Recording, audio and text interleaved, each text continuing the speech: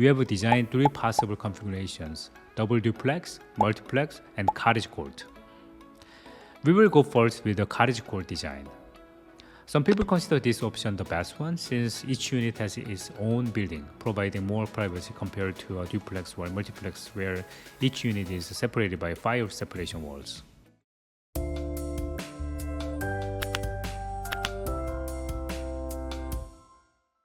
Hi guys, welcome back to my channel. Now that the small-scale multi-unit housing, we also call multiplex legislation, deadline has passed.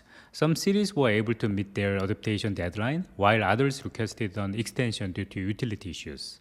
For example, the new legislation might require sewer and drainage upgrade, and some cities may not be able to handle the increased demand. This change is significant and is now being implemented or will be implemented in all cities across British Columbia. With this legislation, constructing or converting your current house to accommodate 3 to 6 units will no longer require a rezoning application. Since we are currently working on some project in Burnaby involving multiplex designs, we have decided to share some of our initial studies with you. This is of course if you are planning on having 4 dwelling units or 6 units maximum on a single lot. So what are the key changes? As a response to a provincial legislation in British Columbia, the city of Burnaby has decided to convert all 12 R districts into a new R1 multiplex district. What are the key changes in this bylaw? I'll be using the current lot area for our project as a basis. The lot measures 20 meters by 37 meters, which is about 8,000 square feet in the city of Burnaby. Let's begin. Firstly, the most noticeable one is the lot area. You see, since most lot sizes for residential district in the city of Burnaby are larger than 3,000 square feet, almost all of these lots are eligible for 4 dwelling units. In the project we are currently handling, we have a lot size of approximately 8,000 square foot. However, if your lot is 400 meters from a frequent transit network area, we also call it FTNA, you can build up to 6 units.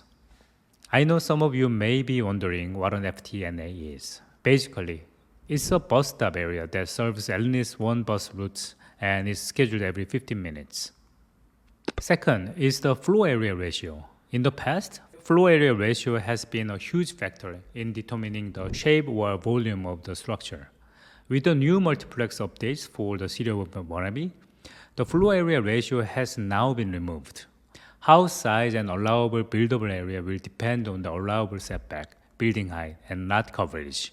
Third is the parking requirements. The new multiplex bylaw now either reduces or fully removes off-street parking requirements.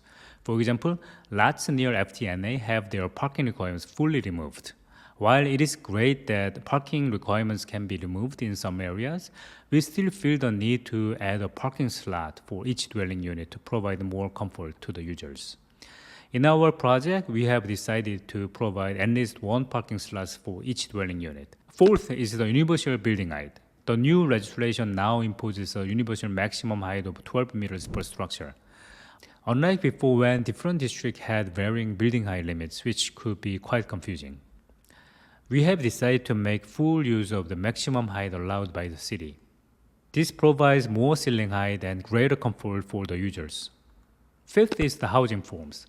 Unlike before where you are only allowed to build 1 type or 2 types of building to your lot, now the city has given us a lot of options to choose from, regardless of if you have a lane or not. Now that we've given you a few key considerations when designing your multiplex, we are moving on to the different lot configuration we created, similar to those in the Vancouver R1-1 zoning of 2023, but this time in the city of Burnaby. So, what are the possible house configuration we can do in your lot?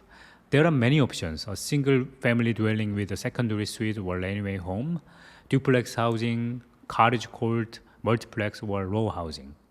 For our project, since the clients wants to have 4 dwelling units on their lot, we have designed 3 possible configurations: double duplex, multiplex, and cottage court.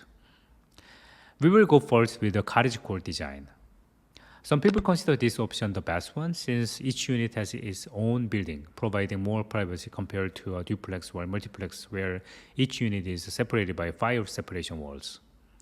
As you can see, the distance between the front building and the rear building would be a minimum of 6 meters. Additionally, we need to ensure a minimum distance of 2.4 meters between the front and rear buildings situated beside each other. This type of configuration tends to have smaller units due to the space taken up by the distance between each unit. Second configuration, we have the fourplex housing, where one building contains 4 units, each separated by fire separation walls. The same rule applies for the older structures, but in this case, we won't have a 6-meter distance between the front and rear building, as all the units are now consolidated into one.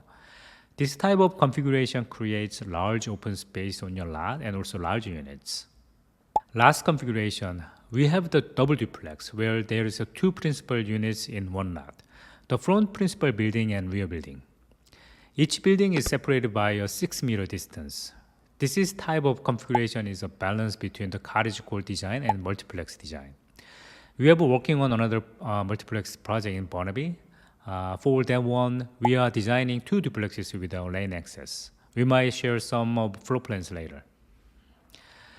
Well, that ends our video for today. If you have a lot in the city of Burnaby and you are planning to pursue any of this configuration, undertake renovations, add units, or engage in other type of multiplex project but don't know where to start, feel free to contact us by phone or email, whichever you prefer. We will do a quick feasibility review for you. Okay, that's it for today's video. If you enjoyed this content, please hit the like and subscribe buttons. Your support helps us create more contents like this. Thank you and see you in the next one.